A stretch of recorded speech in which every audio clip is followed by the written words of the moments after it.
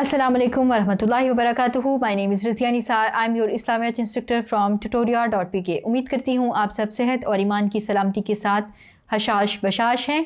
मैं आज आपके सामने एक नए सबक के मशकी सवालात के साथ हाजिर हूँ। सबक है आपकी किताब में सूरतुल अहज़ाब का रुकू नंबर 7। आइए आगाज़ करते हैं मशकी सवालात का और सबसे पहले बढ़ते हैं अलकलिमात व तराकीब की तरफ, जिसमें हम अल्फाज मायनी का हल आपके सामने पेश करते हैं। पहला लफ्ज़ है हमारे पास इनाहु, इससे मुराद है खाने के तैयार होने का वक्त। दुई तुम्हें बुलाया जाए, दावत से है ये लफ्ज़। आपको इस लफ्ज़ को देख के थोड़ा सा मायनी करने में आसानी होगी। दुई दावत से है। अगला लफ्ज़ है तोइम तो आम से है और इससे मुराद है तुम खाना खा चुको। अगला लफ्ज़ है फंतशिरु, इससे मुराद है मुंतशिर हो जाओ या वापस चले जाओ। मुस्तानिसीना मुराद है दिल लगाते हो। उन्स से है, जिसे हम कहते हैं ना उन्स, प्यार मोहब्बत।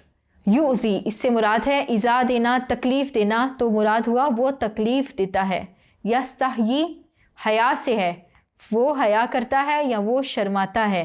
इहतमलू हमल से है, इससे मुराद है उन्होंने बोझ उठा लिया। ये थे अल्फाज मायनी। उम्मीद करती हूँ आपको समझ आई होगी। आइए बढ़ते हैं मशकी सवालात की तरफ।